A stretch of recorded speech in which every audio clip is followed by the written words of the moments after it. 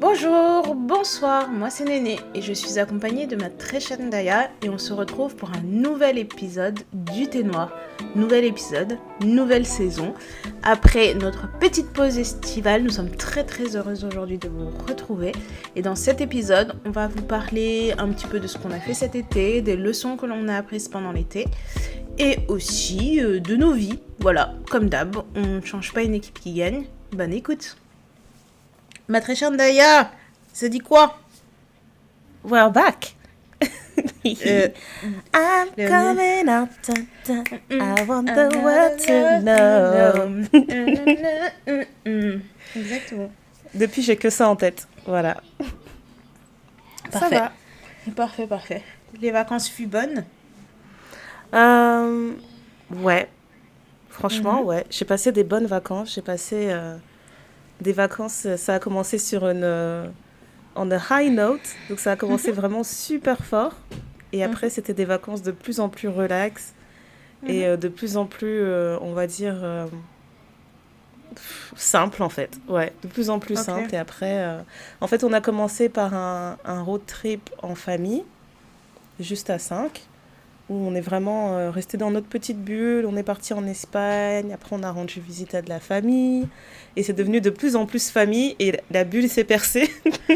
Et là, on s'est retrouvé avec 1 milliard de personnes chaque jour. Ouais.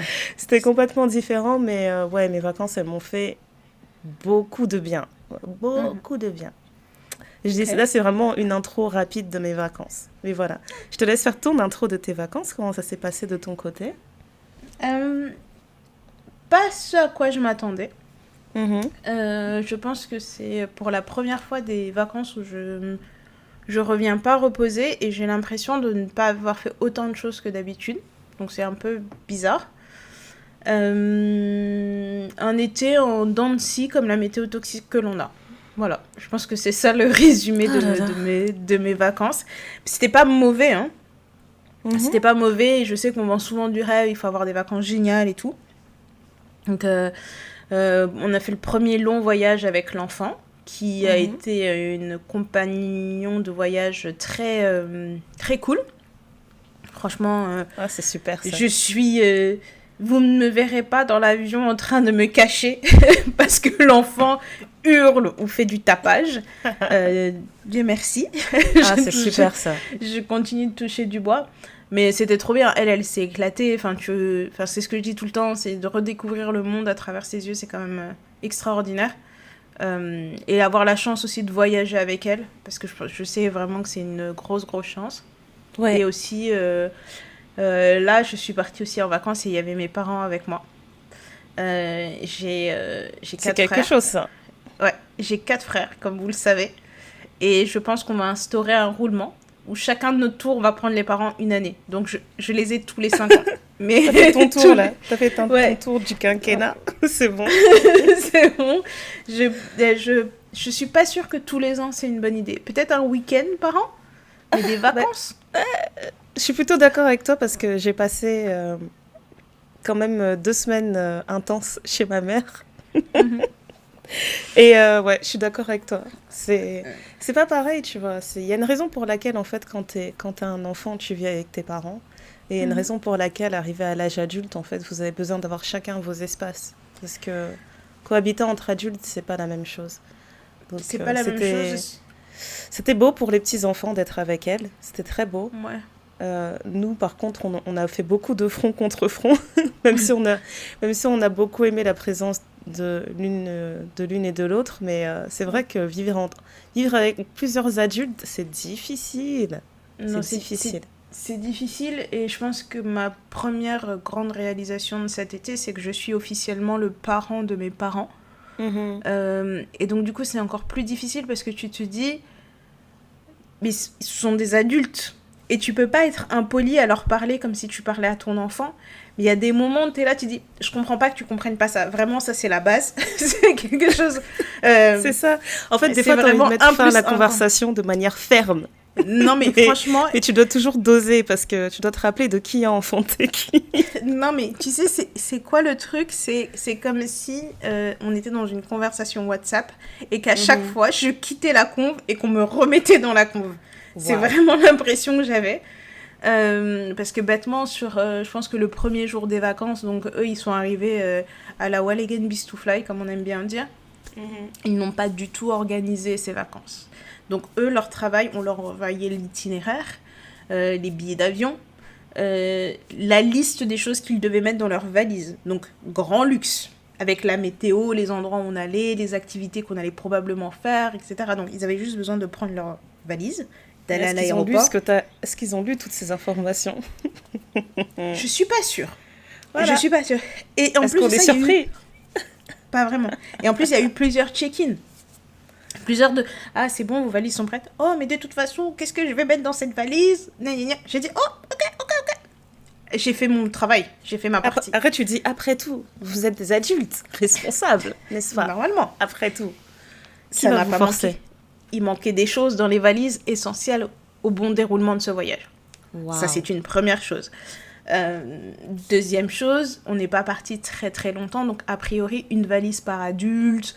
T'essayes un peu d'optimiser. Moi, je sais que je suis une personne qui a tendance à toujours surpacter sa valise.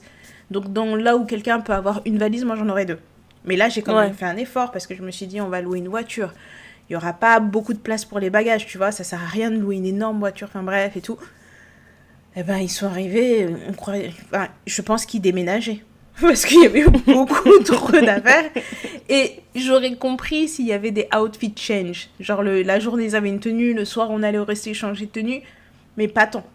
Je pense que le premier truc où je me suis dit, je quitte cette conversation, c'est que, comme je sais qu'ils n'aiment pas être vraiment précipités, malheureusement pour eux, il y avait un peu de décalage horaire. Et je trouve que c'est ça qui est le plus traître. Parce qu'on avait, je pense, 2-3 heures de décalage horaire.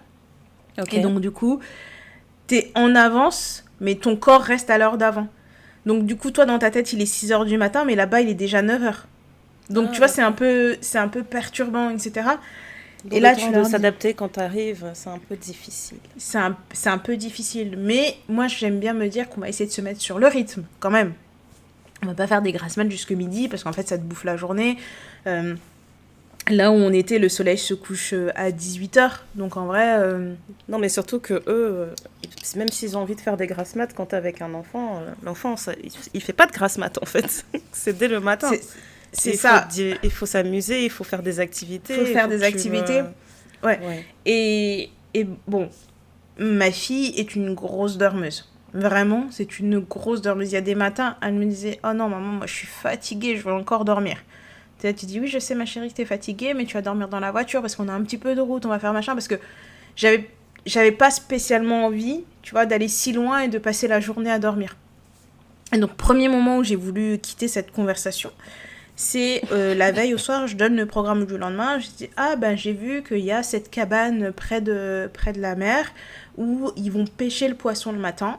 Et à partir de 11h30, vous pouvez choisir votre poisson. Ils vous installent au bord de mer, vous discutez, vous buvez un verre, machin, etc. Et vous choisissez le poisson qu'ils vont vous griller. On vous amène le poisson à table et vous mangez du poisson frais, la pêche du jour. Ça déchire. Donc, je leur dis, apparemment, c'est un endroit qui est assez connu sur l'île.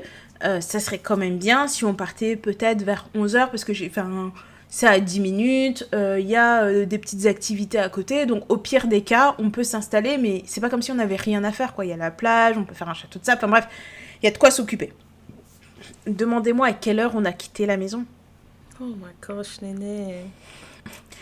Je leur ai dit, on part vers 11h. Je pense qu'on est parti à 12h15. Oh, c'est relou. Et en fait, je comprends qu'ils sont pas pressés. Et je sais qu'on n'est pas toujours obligé d'être sur un rythme strict. Sauf que je fais partie de ces personnes qui pensent que, quand bien même ma fille peut s'adapter à toutes les situations, à un moment donné, elle supporte moins la faim qu'une adulte. Donc, en allant à 12h15, en sachant que c'est un endroit qui est très connu sur l'île, qu'il y aura forcément beaucoup de monde, qu'on va devoir patienter, parce que du coup, quand tu as beaucoup de commandes, et ben même si tu as un cuistot, c'est vraiment une cabane sur la plage, donc quand on est arrivé, il y avait un énorme barbecue, mais je pense que le mec pouvait servir une table à la fois, ou 2 tables à la fois, parce que, en fait, les gens commandent tellement de choses, les tablées sont tellement grandes que, tu peux pas faire 20 plats en même temps qui sortent, quoi. Mm-hmm. Et donc, du coup, on a quitté à 12h15, on arrivait à 12h30, le temps de faire un petit tour de machin, de trouver une table. On a attendu une demi-heure pour avoir une table, et une fois qu'on a eu notre table, on a attendu 1h30 pour être servi à manger. Sauf que l'enfant était « Maman, j'ai faim ». Je sais, ma chérie, mais en plus, t'es dans un endroit où ça sent la nourriture, ils sont en train de la préparer. Comment lui faire comprendre, ils sont en train de préparer, mais là, tout de suite, c'est pas pour toi. Donc, tu vas continuer à sentir pendant 1h30. C'est horrible.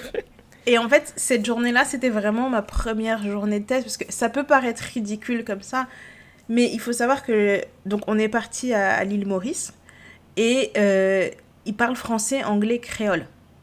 Donc... Okay. Mes parents ne sont pas en difficulté. Ils parlent français. Ils parlent aussi anglais un petit peu. Ma mère parle un peu anglais. Mon père, il baragouine 2-3 petites choses. Bon, il parle pas créole. Quand on arrive à cette petite cabane pour manger, mon père me regarde et me dit du coup, tu peux demander une table pour nous ? En fait, je suis en train de gérer l'enfant qui essaye de faire quelque chose qu'elle n'a pas spécialement le droit de faire.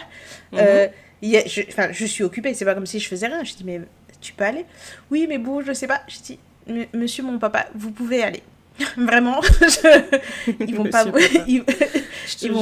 ils vont pas vous manger. Et en fait, c'était des petites choses comme ça où tu te, tout là, au long du séjour. Tu te rends compte que oui, tu pensais venir te détendre, mais ça va être très difficile de te détendre si tu as la responsabilité de tout le monde en fait.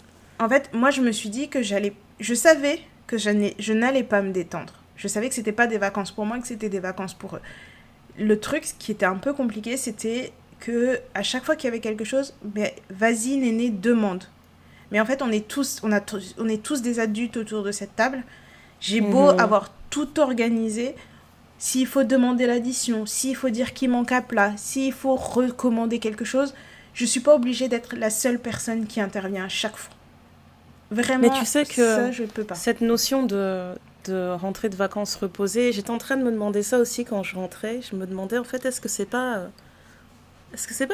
une utopie, parce qu'on parle toujours de je vais partir en vacances, ça va me reposer, etc. Et quand tu reviens, t'es pas spécialement reposé à chaque fois. Et j'essaie de réfléchir à ça et j'essaie de me rappeler c'est quand la dernière fois que je suis rentrée de vacances et que j'avais la sensation d'avoir pu vraiment me reposer et d'être ressourcée, etc. Et au final, je pense que la dernière fois que ça arrivait, c'est quand on est parti à Abidjan, parce que pour le coup, il y avait toutes les conditions qui étaient réunies. Déjà, de 1, on n'avait pas à s'occuper de nos enfants. De 2, on était dans un endroit où on n'avait jamais, mais alors jamais, je pense que... On a fait combien de temps ? On a fait 10 jours ? Je sais même plus. Ouais, on a fait une dizaine de jours. Pendant une dizaine de jours, combien de fois ça nous arrive dans nos vies, 10 jours d'affilée, de ne pas réfléchir à ce que tu vas manger ? Tu te laisses porter, littéralement. Tu te laisses porter par les activités, tu ne prépares pas à manger. On te prépare.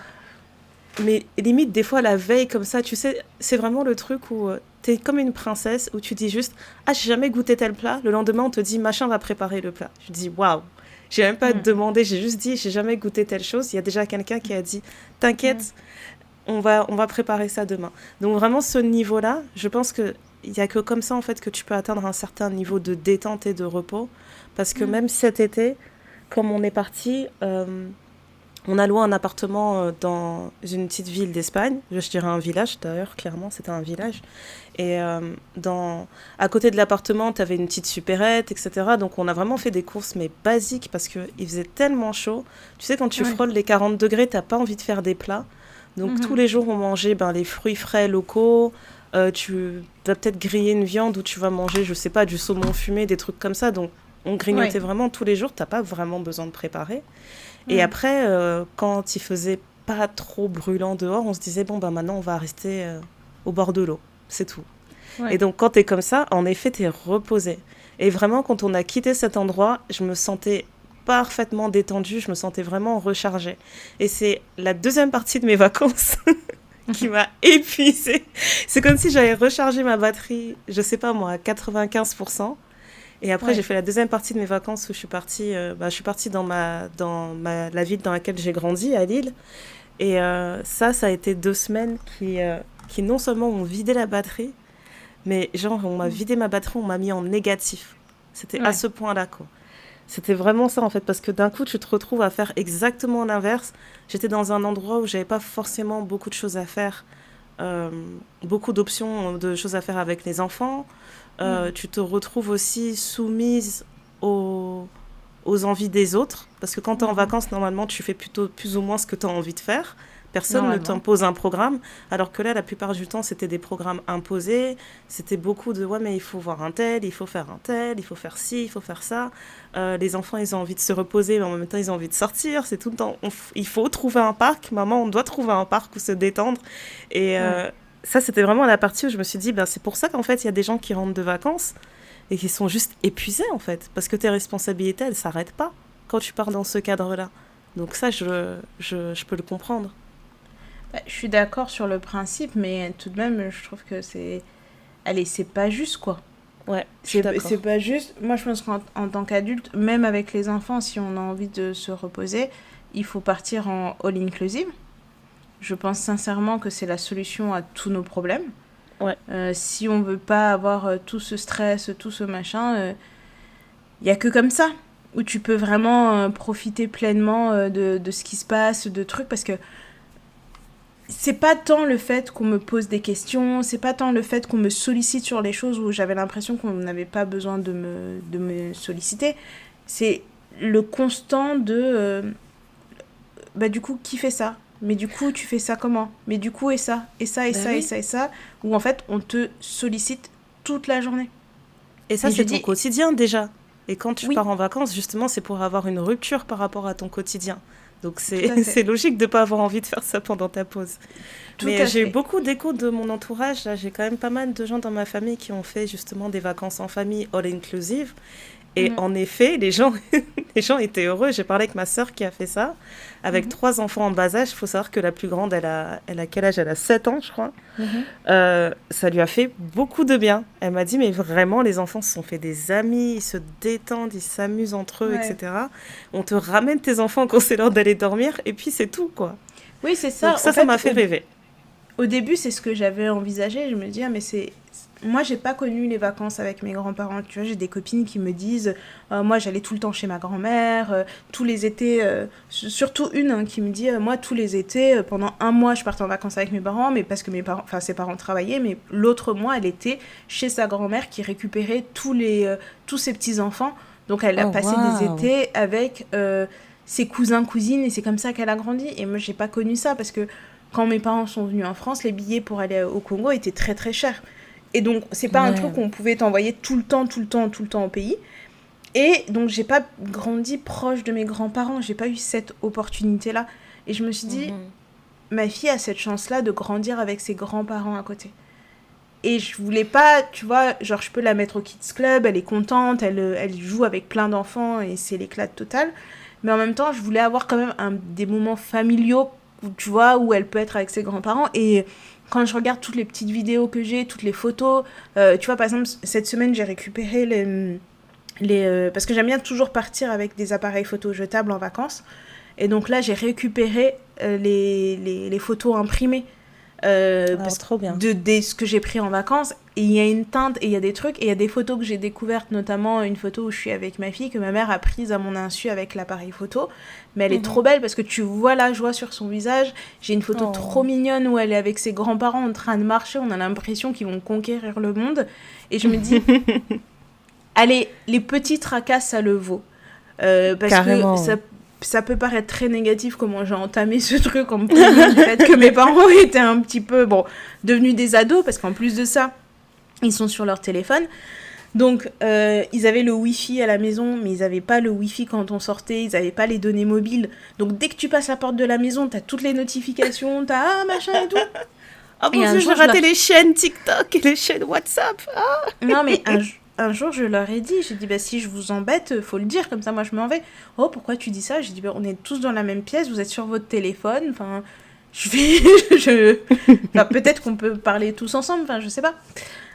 Donc, il y a tout ce côté-là, des petites choses qui agacent, mon père qui perd patience parce que ma mère, elle traîne pour un truc, et en même temps, elle a l'impression qu'on l'avait pas prévenue assez tôt, donc elle aussi, elle râle parce qu'elle dit, vous me mettez trop la pression, mais pour des choses bêtes. Mais bêtes. Alors que quand t'es en vacances, t'es censé être détendu. Donc maintenant, pourquoi vous êtes tendu comme ça ? Vous êtes sur les nerfs, un petit truc, ça te fait exploser. C'est quoi ? Rien à faire. C'est-à-dire qu'à chaque fois qu'on a mangé à la maison, c'est Bibi qui a préparé. À chaque fois qu'on devait aller manger quelque part, c'est Bibi qui a conduit. Parce que le volant était à droite et on roulait à gauche. Donc tu t'imagines bien, pour eux, ils ont dit, voilà, bien sûr. Ils ont dit, oh, c'est trop là. Il fallait les entendre. Tu roules drôlement vite. Non, c'est limité à 60, je suis à 45. A priori, je roule pas trop vite. A priori. Hein, c'est un pays que je ne connais pas, les routes sont toutes petites. Enfin, ça va. Non, mais tu sais que moi, en plus, quand tu m'as dit, oui, je vais voyager avec les parents et avec la petite, moi, le premier truc que j'ai imaginé, je me suis dit, un jour, Néné, elle va m'écrire, elle va me dire, c'est dégueulasse, mes parents, ils arrêtent pas de roucouler, je sais pas quoi faire. Mais je m'attendais à ça, moi. Non, mais ils ont roucoulé. Non, mais vraiment, ils ont roucoulé, tu sais. Enfin, tu les entendais rire, et c'est ça aussi le côté positif. En fait, il y a ces toutes petites choses il y avait toutes ces choses qui m'agaçaient, mais dans les grands trucs qui sont un peu positifs, c'est que j'ai pu avoir des conversations avec eux que je n'ai jamais le temps d'avoir, parce qu'ils partagent leur temps entre deux pays, parce qu'ils ont 5 enfants, parce que c'est rare maintenant en tant qu'adulte d'avoir ces moments, on a tous nos vies, machin, etc. C'est rare d'avoir ces moments où tu as tes parents juste pour toi. Parce qu'en vrai de vrai, ma fille, même si elle veut faire la fiesta jusqu'à 4h du mat', 20h30, elle a plus de pile. Elle te dit, non, maman, je veux pas dormir. Ok, bah alors on va juste se faire un petit câlin. Et je te lis une histoire. Câlin, on discute. Voilà, câlin, histoire. Et 15 minutes, c'était plié tous les soirs. Mais tous les soirs, elle te dit, non, je veux pas dormir. Donc, c'est trop drôle. À la fin, tu vois, moi, je dors pas à 20h30. Mes parents non plus. C'est un moment aussi où on peut passer du temps ensemble, discuter.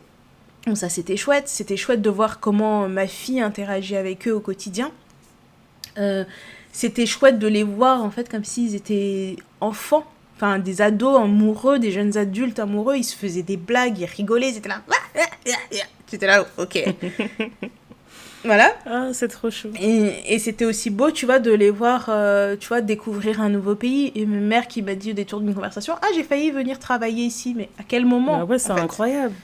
Tu vois, c'est incroyable. Elle disait, ah, mais je pensais pas un jour voir ce pays de ma vie parce que on m'avait proposé ça quand j'étais jeune. Je devais avoir à peu près ton âge, mais peut-être un peu moins. Mais bon, bref, finalement, ça s'est pas fait et tout. Tu es là, tu te dis, bon.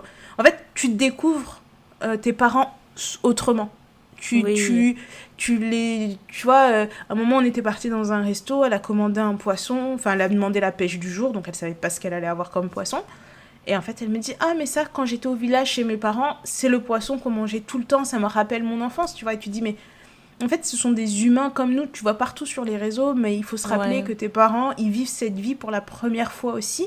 Et c'est dans ces moments-là que je me suis dit, ok, en fait, même s'il y a des choses qui m'agacent, eux, c'est cool parce qu'ils en parlent à tous leurs potes. Ils sont hyper contents des vacances qu'ils ont passées. Ma mère, elle m'a dit merci un nombre de fois incalculable. Parce qu'elle s'est éclatée. Enfin, il fallait la voir en bikini. La maman de Néné en bikini. Dans le jacuzzi. Elle était au max. Elle était vraiment au max. Et elle s'est éclatée dans la piscine avec la petite et machin. Donc, je pense que juste pour avoir ce souvenir-là, c'était cool. Ouais, c'est trop bien. Mais ça demande une énergie et une patience. Je m'étais préparée psychologiquement. Oui. Je pense que ça nécessite... Je peux pas le faire tout le temps. Parce qu'il y a des moments où tu as envie de dire, mais grandissez, en fait.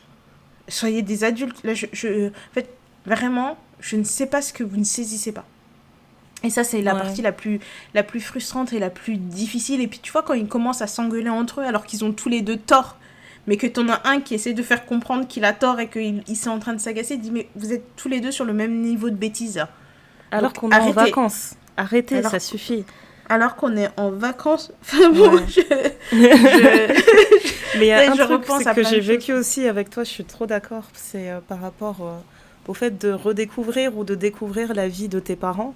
Parce que, en fait, je trouve ça incroyable à nos grands âges, encore aujourd'hui, on découvre des choses sur leur histoire, tu vois, sur leur enfance, sur leur début de vie adulte, etc.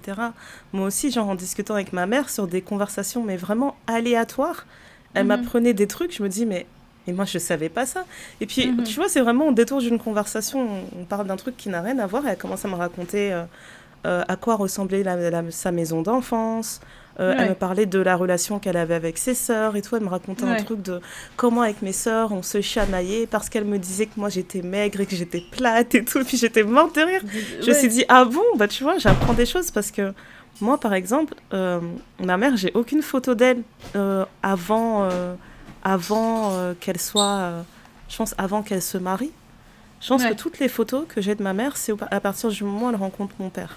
Toutes les photos qu'on a de famille et tout, c'est des trucs que mon père a prises. Et elle, de son côté, tout ce qui est lié à son enfance et tout avant, c'est resté au pays, en fait. J'ai rien du tout. Donc, quand elle me raconte des trucs comme ça, je me dis, waouh, des nouvelles données incroyables qui se débloquent. Et puis, elle me parlait... parce qu'en fait, tu te rends compte que tu dois faire... C'est frustrant de ne pas connaître certaines choses, mais en même temps, tu dois faire la paix avec l'idée que chacun a son vécu et que peut-être des fois, moi, je suis à la recherche d'informations parce que j'ai envie de connaître mon histoire et l'histoire de ceux qui ont été là avant moi. Mais le fait de poser certaines questions, des fois, ça réveille des blessures. Des fois, tu vois, ça peut être difficile à revisiter, on va dire. Et je reviens sur ce que tu disais tout à l'heure. Moi, malheureusement, j'ai connu qu'un grand-parent sur les 4. Et parce que quand je suis née, ils étaient déjà décédés. Donc, j'ai connu que ma grand-mère paternelle et elle est décédée quand j'étais encore mineure, quoi. Donc, ça, c'est des choses où je me dis, il faut que je fasse l'effort pour que mes enfants aient cette relation-là avec leurs grands-parents. Et je la vis par procuration. Mais c'est vrai que moi, en fait, soit je guéris ça en voyant comment mes enfants vivent avec leurs grands-parents, et je le guéris aussi en ayant des informations, des petites anecdotes ici et là. Et je sais que c'est très difficile pour mes parents de revisiter ces choses-là, parce qu'on parle de personnes qui sont décédées. Pour les deux, en plus, ils ont perdu des parents assez tôt. Donc, c'est très, très difficile. Je pense que cet été, ça a débloqué un nouveau niveau d'empathie, je pense. D'empathie et de patience par rapport aux parents, parce que en fait je pense qu'il y a encore beaucoup d'inconnus que j'ai sur leur vécu, sur des choses qui ont dû être très traumatisantes pour eux, et je me dis voilà, en fait faut garder en tête qu'il y a des personnes qui vont vivre des choses difficiles dans leur vie et elles vont avancer sans problème, et il y en a d'autres qui vont vivre peut-être un dixième de ce que tu as vécu. Et ça va les détruire. Donc, je fais preuve d'empathie, même s'il y a des choses que, tu vois, quand tu vas en entendre parler la première fois, tu vas dire, mais je comprends pas, pourquoi vous vous bloquez sur ça, j'ai besoin de... Tu veux comprendre, mais en fait, tu dois juste comprendre que chacun a son niveau de sensibilité, et qu'il y a des choses qui vont blesser, il y a des choses qui vont moins blesser, il y a des choses qui vont t'empêcher d'avancer, etc. Et j'essaie de faire plus d'efforts là-dessus et de comprendre que... J'essaie de comprendre en fait que nous on est la génération qui a découvert le self-care, oui, il faut faire des introspections, il faut mieux se connaître, etc. Et j'essaie juste de comprendre en fait et d'être en paix avec l'idée que c'est pas du tout quelque chose à quoi ils aspirent, en fait.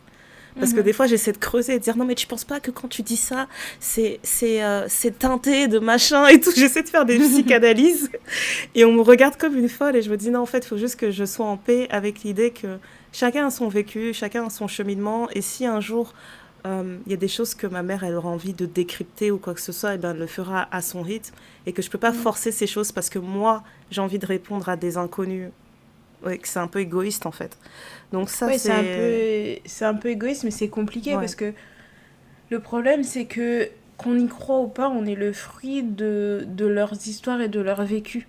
Donc d'une façon ou d'une autre, ça va nous affecter, tu vois.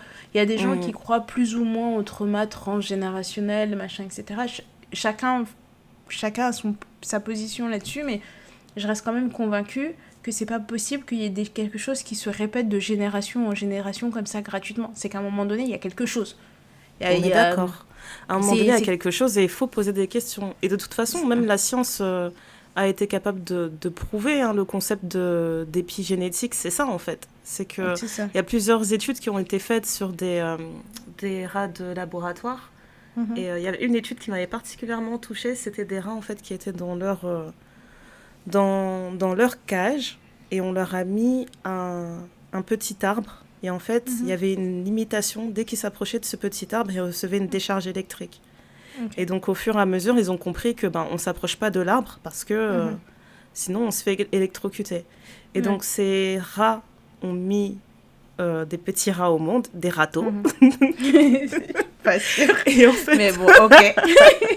Et sur la première génération qui est née, ils ont enlevé l'arbre. Et cette première génération, ils ont fait des tests où dès qu'ils mettaient la senteur de l'arbre, je sais plus c'était quel arbre, un cerisier, je sais plus quoi, dès qu'ils sentaient l'odeur, et tu voyais le niveau de stress en fait qui était élevé. Ouais, le niveau de stress était élevé, etc. Et ils ont conduit cette expérience sur 7 générations.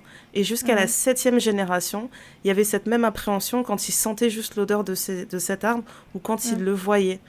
Et je me suis dit, bah oui, en effet, donc c'est quelque chose c'est quelque chose que je ne vais pas négliger, je le prends vraiment au sérieux.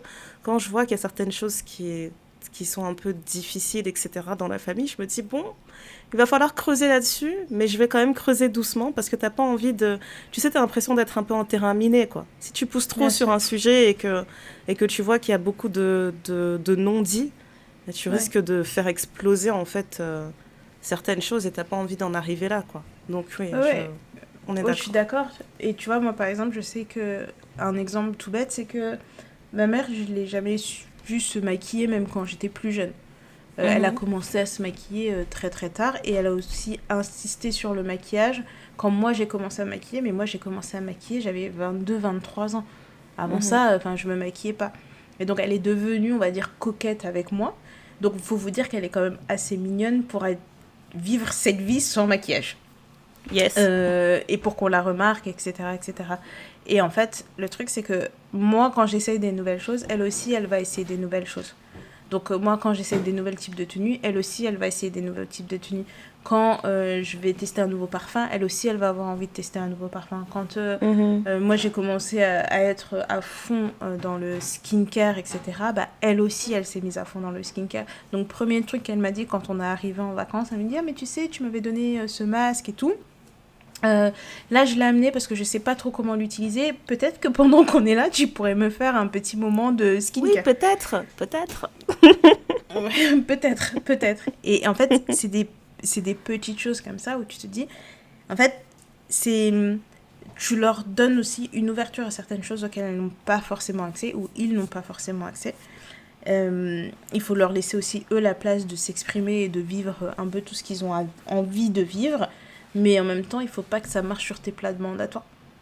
Et en même temps, ces moments-là provoquent des conversations qui peuvent être utiles, notamment sur le fait de ce que vous répétez et vous vivez en même temps, quoi.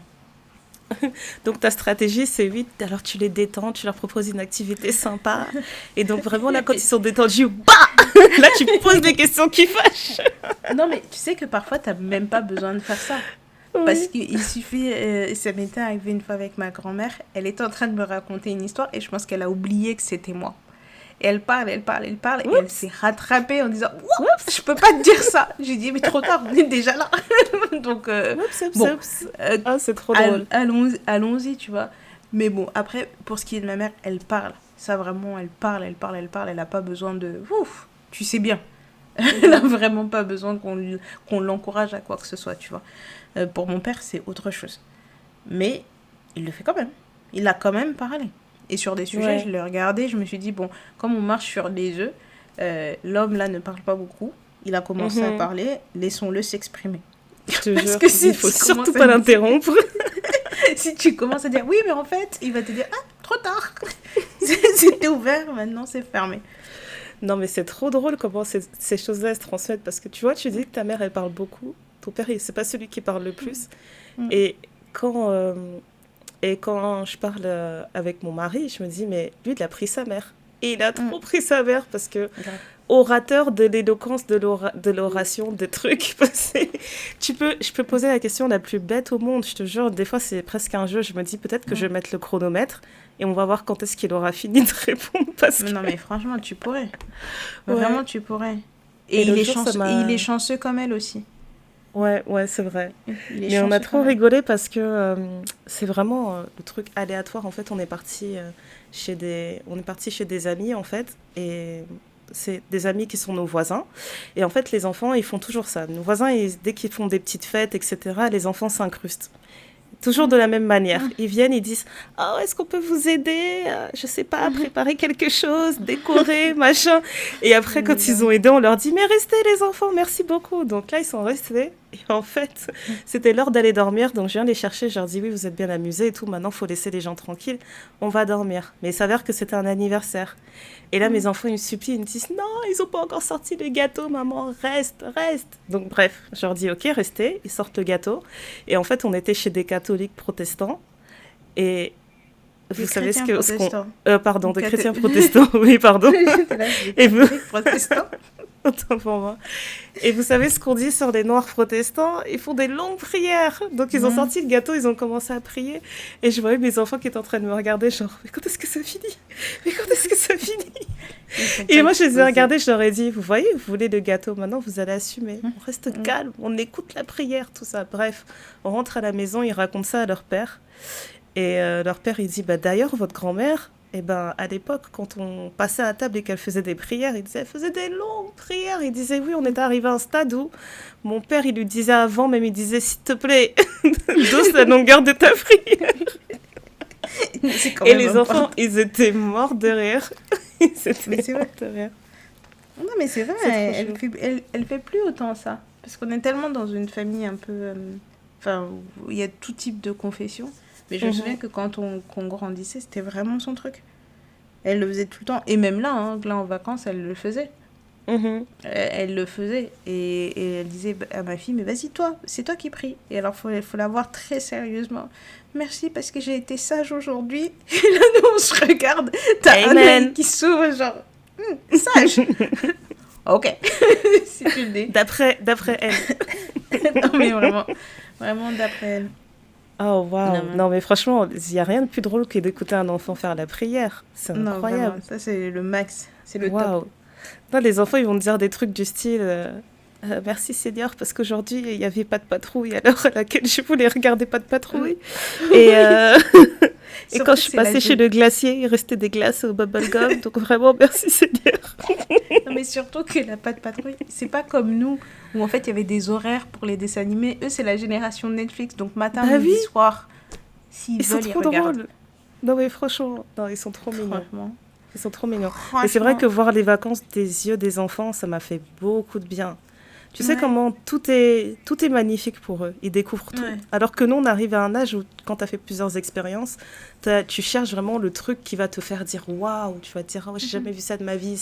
Je cherche une expérience inédite, etc. » Alors que eux, ils avancent et ils me disent, devant une maison, ils disent « Maman, les cailloux, ils sont violets. Ah, incroyable !» Amazing. Non, mais c'est magnifique. Ça. Non, mais c'est vrai ça. Moi, je l'ai vécu quand elle a découvert les Spice Girls. Parce que je sais pas pourquoi sa chanson du moment c'était Barbie Girl d'Aqua et donc classique mais bizarrement au moment d'aller dans la douche, moi je mets souvent de la musique et tout quand je prends ma douche, j'écoute la radio au caisse et ça elle l'a pris un petit peu, donc le moment d'aller à la douche, est-ce que tu peux me mettre Barbie Girl? Sauf que quand t'as écouté Barbie Girl pendant le temps de la douche en repeat, à un moment donné t'as envie de proposer autre chose. Donc, quand tu proposes autre chose, c'était non, mais mets à pâté. Yeah. Tous les jours. Tous les jours. Matin, soir, dès que tu lui demandes Barbie Girl ou pâté. Ouais, 10 fois d'affilée, c'est parti. Cette chanson, je sais que ça s'appelle APT, mais je ne sais pas qui chante cette chanson. Je sais juste pâté. Voilà. Incroyable. Ton ça faisait faire c'était exactement la façon de faire. Exactement. Et donc j'essaye toujours de lui proposer des nouvelles choses. Comme vous le savez, elle chante très bien Whitney Houston, I Have Nothing. C'est une de mes grandes fiertés. Et là je me suis dit on va tester d'introduire dans son univers une nouvelle chanson. Et on a essayé Spice Girl. Et là c'était le feu. Étoiles dans les yeux, comme dans les cartoons. Wow. Incroyable. Quelle est cette mélodie merveilleuse. Et donc, par contre, elle ne sait pas dire wannabe. Donc, elle dit, mais la chanson des... J'ai dit, ah, d'accord. Donc, c'est comme ça le titre de la wannabe. chanson. Oui, c'est ça. La chanson qui fait... J'ai dit, d'accord, ok. Donc j'ai redécouvert les Spice Girls avec elle. et c'était le feu. Donc c'était dance party à chaque fois qu'il y avait les Spice Girls. Je me dis, mais oui, mais ça c'est trop le feu. Et du coup, je comprends de plus en plus les parents qui disaient, ah, ça c'était la musique. Vous, ce que vous écoutez aujourd'hui, c'est pas de la musique. Heureusement qu'elle n'est pas anglophone, hein, vraiment, parce que il y a plein de trucs, vraiment, elle va être dégoûtée. Ouais, mais là, le prochain artiste, c'est Michael Jackson. Ah oui. DJ, il aime trop Michael Jackson. C'est trop chaud. Et à chaque fois, dès qu'il entend parler de Michael Jackson, il dit quoi? Il dit oui, c'est le monsieur, tu sais. Il parle du clip Smooth Criminal.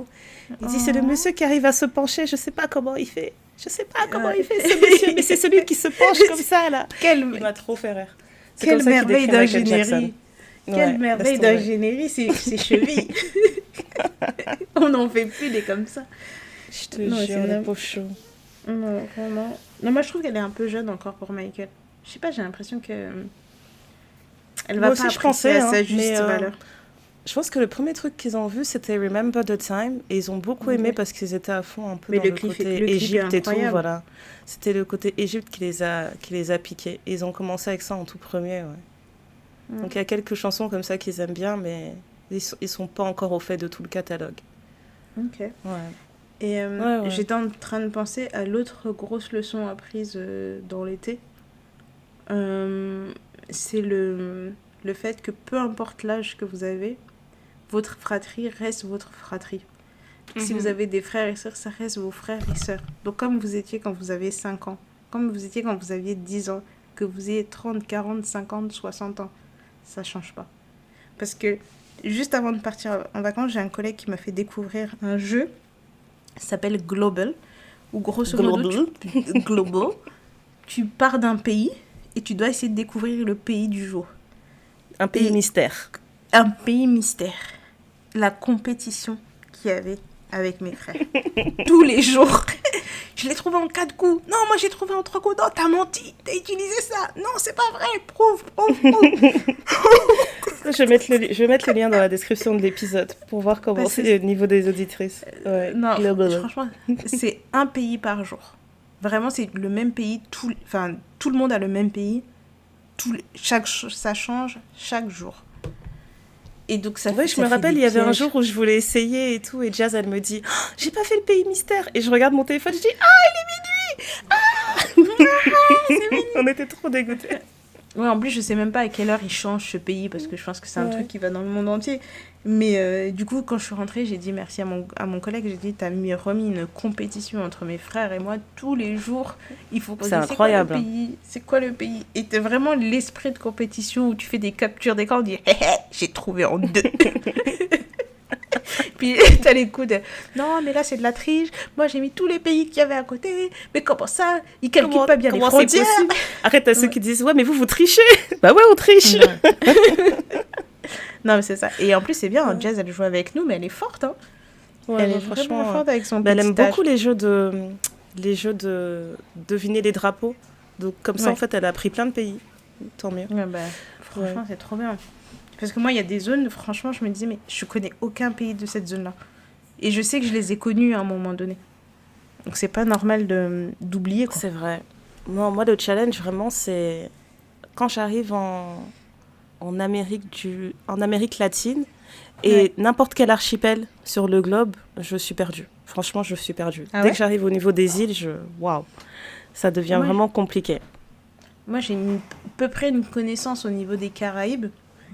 Mais c'est vrai que les îles du Sud-Asie, j'en sais rien, moi. Aucune idée, bah oui. Vraiment, je n'en ai aucune idée. Surtout que c'est pas, tu vois, des zones qui m'attirent. Même pour le voyage. Je me dis que je le ferais peut-être, tu sais, par curiosité et tout. Mais si tu me demandes aujourd'hui où est-ce que je vais aller, je vais avant en Amérique du Sud qu'en Asie, tu vois. Et en plus, moi, tu sais pourquoi j'ai pas envie d'y aller, c'est même pas que ça m'intéresse pas, c'est vraiment le voyage, en fait. Ce genre d'endroit, ça veut dire que tu es obligé de prendre d'abord le gros vol, et j'imagine que ce serait la partie la plus confortable, et ensuite de prendre un petit porteur, et ensuite peut-être un hélicoptère, et là je me dis, non, est-ce que j'ai vraiment besoin d'aller sur cette île? Hélicoptère, tout de suite. Tu peux prendre des Les bateaux. Hein. petits porteurs et les hélicoptères, non. C'est vraiment les deux trucs. Tu sais, la fois, on est parti à Moncton, là, le petit avion qu'il faut prendre. J'ai dit, c'est quoi ça? Ouais, C'est un bus. J'ai dit, c'est un bus volant. Oh non, ça m'a trop perturbée. Non, j'aime pas ces trucs-là. Si je peux éviter. Je te forcerai un jour, on va aller, t'inquiète. Non, mais je pense que je suis vraiment le genre de personne. Si on voyage ensemble, je te dirais, bon, Néné, là, c'est le moment où tu me fais ma piqûre de... Comme ça, je dors. Quoi. Voilà, je me réveille quand on atterrit et tout, mais voilà. Non, je peux pas. Ouais. C'est trop. Trop de tension pour mon corps. Non, je comprends. Je comprends. Mais bon, moi, j'aime bien l'aventure, le goût de l'aventure. Et ça aussi, j'ai remarqué. Et mon enfant est pareil que moi. Ça, là-dessus, vraiment Dora l'exploratrice. Ouais, c'est trop elle est toujours cool. partante pour une aventure, elle veut toujours... Chaque fois que tu la regardes, je me dis oui, peut-être que, mais plus elle grandit, plus c'est... Mais t'imagines les aventures qu'elle va faire avec Yo-Yo, alors? Non, mais en fait... On va être mal barrés, là. Non, mais quand elles seront en âge où elles n'ont plus besoin d'être supervisées par des adultes, ça va être vraiment les aventures et les expériences. Je te jure. De toute façon, moi, je te dis, hein, chaque année qu'on passe où Yo-Yo, elle ne s'est rien cassé, c'est une année miraculeuse. Chaque année, je te jure, c'est l'anniversaire de la petite. Et avec ton frère, on se check, on dit une année de plus sans os cassé. Félicitations à nous. Vraiment. Non, mais je ne sais pas comment elle a fait. Non, mais parce que c'est un petit chat. Ouais, c'est vrai. Elle retombe toujours sur ses pattes. Ouais. Il y a des... Enfin, moi, je me souviens même quand elle était petite, il y a des chutes qu'elle faisait. Je me suis dit, mon Dieu. Cet enfant, mais moi je voyais déjà son crâne exploser par terre. T'as trop peur. Et la meuf elle se relève, elle s'époussiette genre ok. Oui, et le crâne n'a rien touché. Donc je me dis, elle a des muscles. Très chanceuse. Ouais. Franchement, tu vois où tu vois des coins de table bien, tu vois, pointus. Ça passe toujours à ça, et tu te dis mais c'est pas possible. En fait, son travail c'est d'entraîner notre cœur. Et puis elle te regarde, elle sourit. Non mais j'oublierai jamais, elle était... La première fois, parce qu'il y a eu plein de fois, la première fois on a failli la perdre. Tu sais quand on met les enfants dans un caddie, elle s'est levée, elle s'est dit « Ah c'est marrant ce qui se passe par terre » et elle a sauté par-dessus le caddie. Elle a sauté par-dessus le caddie, Dédé. Elle avait à peine 1 an quelque chose, enfin, c'est elle ça, vraiment. Et elle s'est pas du tout fait mal, mais genre rien du tout. Oui, mais et tu sais, t'es là dans le rayon de Auchan comme une teubée, on se regarde genre, mon enfant, il a failli mourir parce qu'on est parti faire des courses. C'est ridicule. Non, elle voulait voir sa détente, c'est tout. Waouh. Ah ouais, mon chaton. En tout cas, non, cette fille, elle est incroyable. Sinon, à part les discussions avec ma mère, etc., il y a un truc que j'ai beaucoup aimé pendant les vacances et que j'appréhendais au final, mais non, ça s'est bien passé. C'est que comme on a fait un road trip de Londres jusqu'à l'Espagne, je pense qu'on a 40 heures de route dans les pattes, là, sur tout ce qu'on a fait. Et franchement, sur les 40 heures, j'ai pas vu le temps passer. C'est abusé. Incroyable. J'ai vraiment pas vu le temps passer. Comme je disais juste avant, ton frère, il parle beaucoup, mais là... on a vraiment on a vraiment discuté et ouais c'était grave cool parce que ça faisait longtemps que j'avais pas eu l'occasion comme ça de, tu sais, tu réfléchis à rien, t'as pas de préoccupation, y a pas de il faut regarder l'heure, il faut arriver à tel endroit à telle heure. On était vraiment serein, donc t'es sur la route, tu discutes de tout et n'importe quoi. Tu sais, tu fais des blagues sur les panneaux que tu vois, parce que quand tu traverses la France, tu as tous les panneaux touristiques, ça te dit telle ville de machin, et tout. On se faisait des blagues là-dessus. Tu vois le paysage qui est super beau. Tu fais des petites pauses dans les aires d'autoroute, etc. Et on est chill, on fait des siestes comme ça, un peu n'importe comment dans la voiture. Franchement, c'était vraiment agréable d'être sur la route comme ça, quand tu sais que t'as aucun stress derrière. Juste rouler tranquillement et t'arrêter quand tu as envie de t'arrêter. C'était tellement beau. Franchement, c'était super beau. Ça nous a fait trop de bien. Et je repensais... parce qu'en fait, quand on a pris la route, moi, de base, dans ma valise, je devais mettre un jeu de Moontucker. Je me suis dit, je crois que je vais le laisser tranquille en vacances. Attends. J'allais dégainer des cartes sur la route et j'ai oublié d'emballer à la dernière minute. Et je me suis dit, franchement, c'est pas grave parce que j'ai quand même lu beaucoup de cartes. Donc... Même si je voulais sortir des questions, j'aurais pu en sortir. Mais c'était grave intéressant de discuter comme ça, parce que tu te rends compte que, en tout cas dans notre couple, je trouve que quand on refait le monde comme ça, c'est vraiment un langage d'amour. Parce que c'est une manière de voir comment les valeurs s'alignent toujours. Enfin, si les valeurs s'alignent toujours, et si tu regardes toujours dans la même direction aussi, tu vois. Oui. Parce que c'est vrai qu'il y a plein de sujets du quotidien sur lesquels on va se disputer, etc. Mais quand tu penses tu fais une vue d'ensemble sur le projet qu'on a de vie, sur comment on imagine le futur de nos enfants et notre avenir, etc. Et tu te dis, bon, ben, ça bouge pas, c'est agréable. C'est agréable. Et je sais que j'en avais grandement besoin. Ouais. Je pense que ça sert à ça. C'est un peu le checking forcé. C'est ça. Tu sais, quand tu es dans un truc qui dure depuis longtemps et tout, vous n'avez pas le choix que de vous parler. Parce que comme je disais, il y a un moment donné, les enfants vont se coucher, quoi. Et donc, soit vous, si vous allez vous coucher tôt, soit... sortir de son quotidien, on le néglige beaucoup, hein, mais ça fait beaucoup de bien. Ça fait beaucoup de bien. Et surtout, moi, je me disais... J'appréhendais la route parce que je me disais, il peut se passer deux choses. Soit les enfants dorment jamais et donc ça va être insupportable. Ouais. Parce que 3 enfants en arrière qui discutent tous en même temps, qui mettent des trucs sur leur téléphone, on va devenir fou. Et je me disais, et soit, en plus j'avais dit à mon mari, je lui ai dit, ouais, là on va partir sur la route, etc. Toi je te trouve serein, mais imagine on fait que s'embrouiller sur la route, toi t'es au volant, et on fait que s'engueuler, comment tu vas faire? Et il me regardait genre, on va le faire, qu'est-ce que tu veux que je te dise? Si ça arrive, ça arrive, on va s'embrouiller, et puis c'est tout. Au final, pas d'embrouille, et les enfants ont dormi 80% du temps, quoi. C'était vraiment genre, ils se réveillaient 2 minutes et ils disaient « Ah, j'ai besoin d'aller aux toilettes. » Bon, on fait une pause. Puis c'est tout. Voilà. Et quand tu reprends la route, ils s'endorment assez vite. Donc vraiment, j'imaginais pas une route aussi simple. Ouais. C'était vraiment... c'est trop bien. Ouais, super. Et puis le paysage et tout, quand tu passes les Pyrénées, tout ça, c'est... Moi, je me rappelle même pas c'est quand la dernière fois que j'ai fait ça. Je pense que j'avais 12 ans la dernière fois que j'ai passé les Pyrénées vraiment en voiture. Et c'est trop impressionnant. C'est trop impressionnant.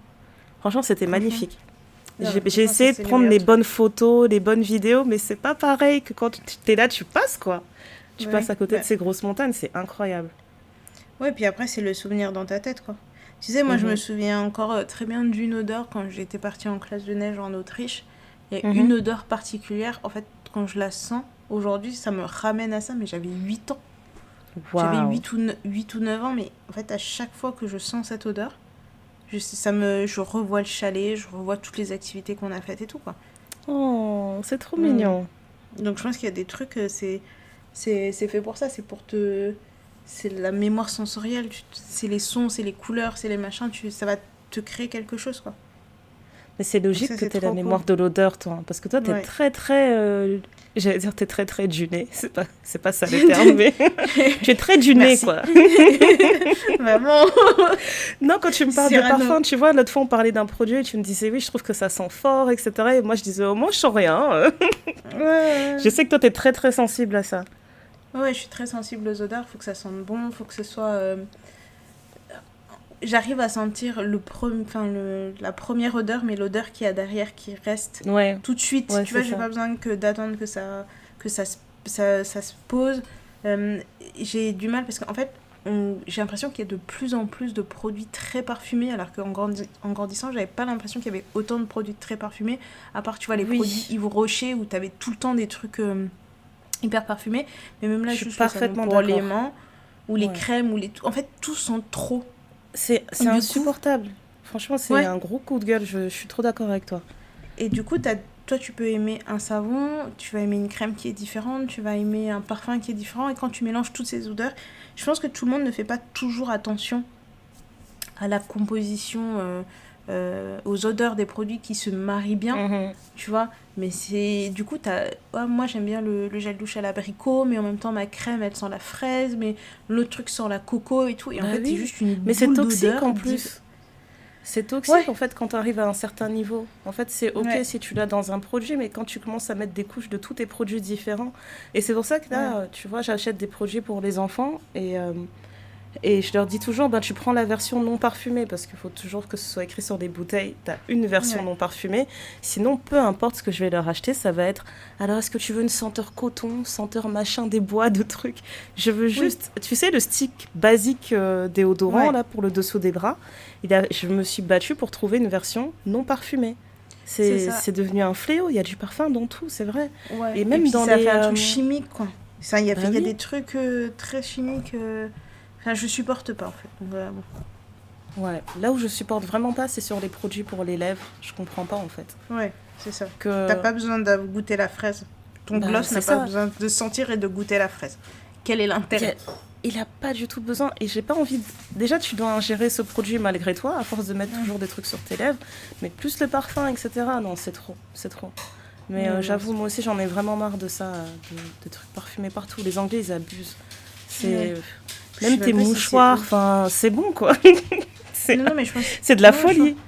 Non, mais je pense même pas que ce soit les Anglais. Je pense que partout, dans ce monde maintenant, il faut que ça sente bon tout le temps. On sait plus en tout cas, que c'est une odeur normale. Ouais, ça je suis d'accord. Dès que tu sens normal, je veux dire, les Anglais, je trouve qu'il y a beaucoup plus de choix dans les parfums à chaque fois pour tout et n'importe quoi. Même pour les produits nettoyants de la maison, enfin... Ouais.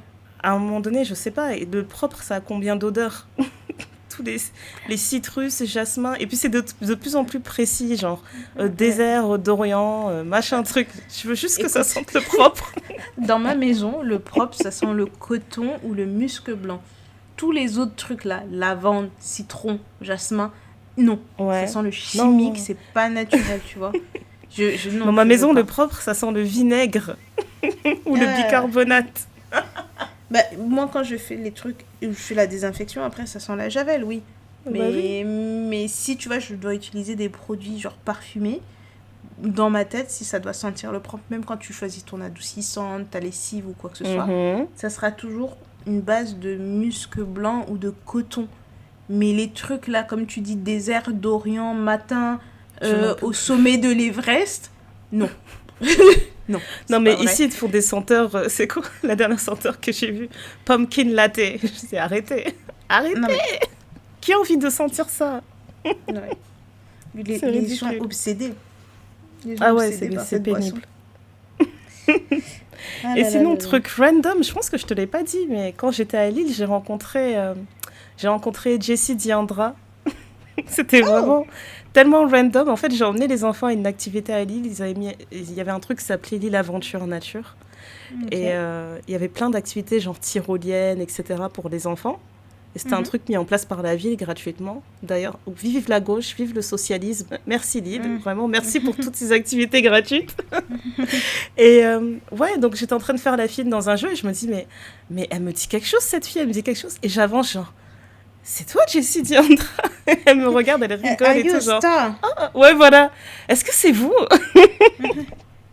Et en fait, c'était trop drôle parce que j'étais en train de marcher avec DJ et elle aussi, elle était avec son fils. Et je pense qu'ils ont plus ou moins le même âge. Et donc, j'étais en train de discuter avec elle et je regarde à côté et je me rends compte que les enfants, les garçons, tu vois, ils n'ont pas besoin de discuter 1000 fois. Ils se sont mis à genoux, ils ont commencé à creuser des trous dans la terre. Et c'était largement suffisant. Je me suis dit, les enfants, ils sont trop drôles. Et elle a dit, t'es un garçon? Ouais, moi aussi, je suis un garçon. Viens, on fait un trou.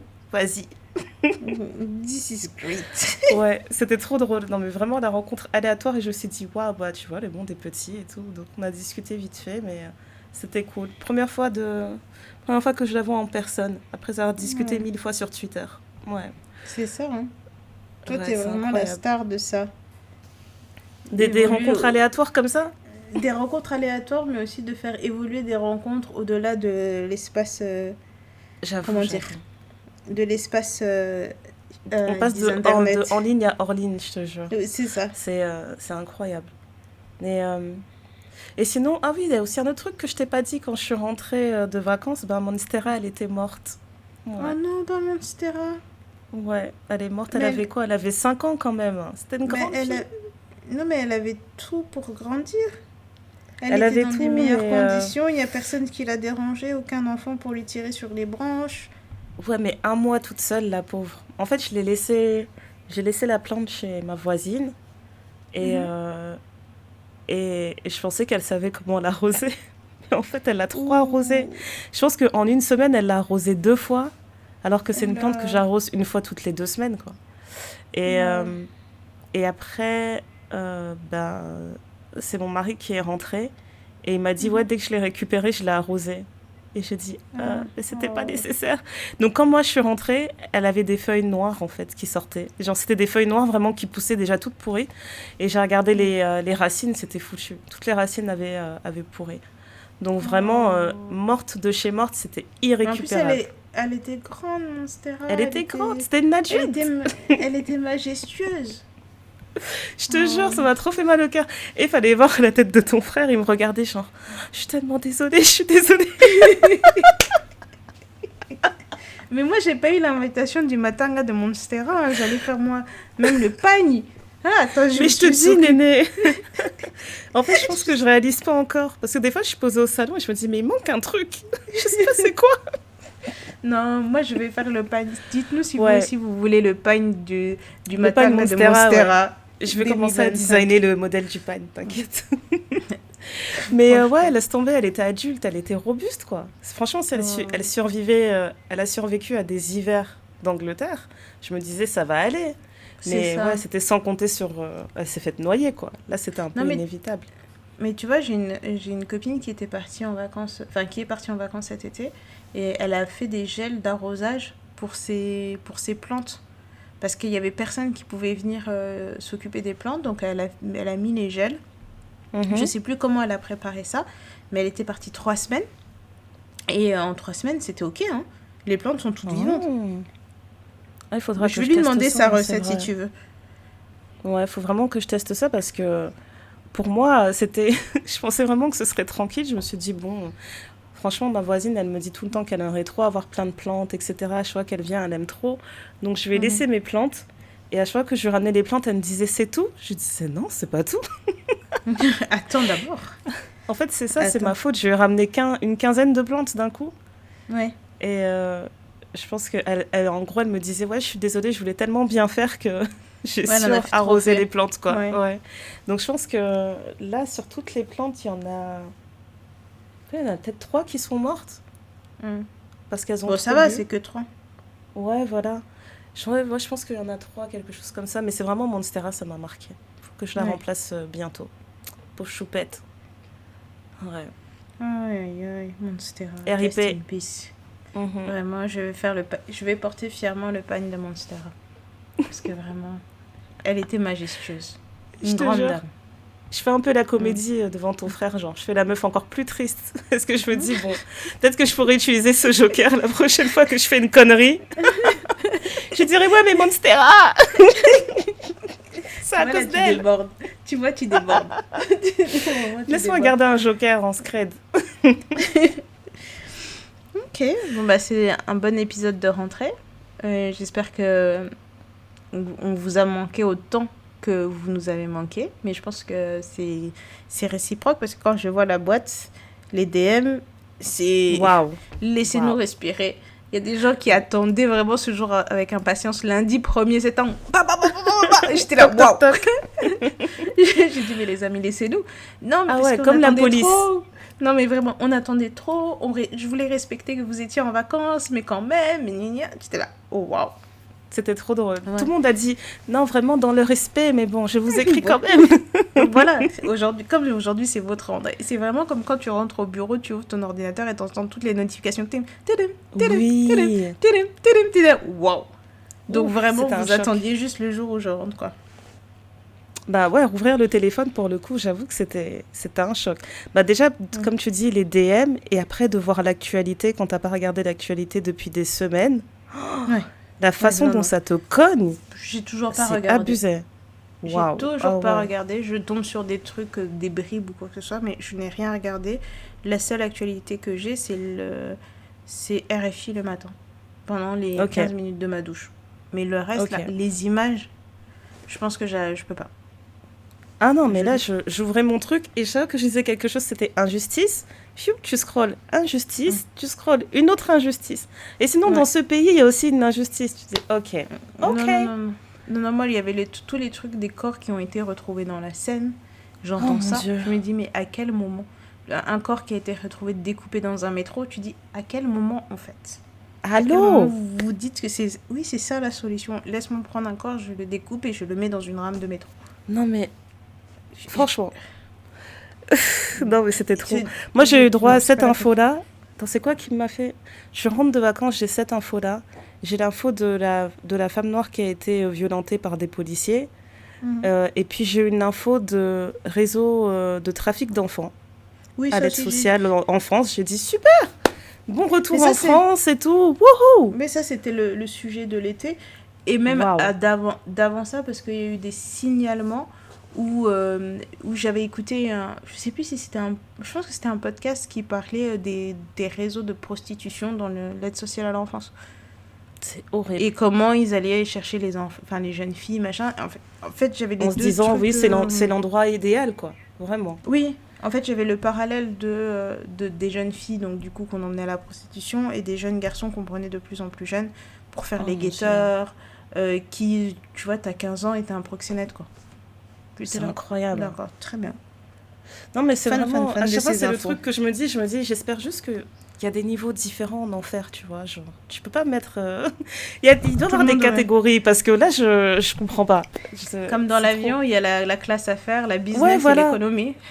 Ouais, genre, il y a l'enfer super connard, il y a l'enfer... tu vois, vous n'êtes pas du même niveau, quoi. C'est... Waouh. Donc, ouais, pour le coup, j'avais vraiment envie de déconnecter, mais tu te rappelles que toi, t'as fait une pause dans ta vie, etc., mais la vie, elle continue, en fait. Et les bonnes nouvelles comme les mauvaises nouvelles, ça continue, ça s'arrête pas. C'était un choc. Ouais. C'est ça. Eh bien, on va vous laisser comme ça, pour le moment, juste pour que vous vous remettiez un peu, tu sais, les pieds dans le bain. On a peut-être une petite annonce, je crois. Oui, en effet, on a une annonce. On a invité par notre chère Aurore, la créatrice du Blackcast. Elle organise des talks et cette fois-ci, ce sera nous les invités du prochain talk le 20 septembre au Tea Loft. Tea Loft, t'es noir, je viens juste de réaliser. Au Tea Loft, ça s'écrit T-E-A, Loft à Paris. Et ce sera le samedi 20 septembre et on va faire un talk avec elle autour du Black Love. Est-ce que le Black Love existe? Et on a très très hâte, ça fait longtemps qu'on n'a pas fait un truc en personne, depuis la NH1. Hein. Donc voilà, si vous voulez nous voir en personne, je vais mettre le lien de la billetterie en description. Et c'est des places très limitées. Le Tea Loft, c'est pas un endroit très très grand, donc vraiment si vous voulez venir, prenez vos places directement, n'attendez pas. Le 20 septembre. Et deuxième petite annonce, en vous disant au revoir, on ne se donne pas rendez-vous la semaine prochaine, mais on se donne rendez-vous dans 2 semaines. C'est le nouveau rythme que l'on prend en cette rentrée, on se donne rendez-vous toutes les 2 semaines dorénavant, toujours dans cette idée de se manquer, de se laisser l'espace de respirer pour mieux se retrouver. Ouais, j'aime bien cette formulation. Je pense que comme ça, elles ne vont pas nous taper. C'est ça, parce que j'allais dire, venez pas dans les DM nous engueuler. Et puis voilà, merci à toutes et à tous pour ce moment passé avec vous, pour votre écoute, pour votre soutien. C'est la rentrée et on se donne rendez-vous très bientôt pour un nouvel épisode. Bye yo.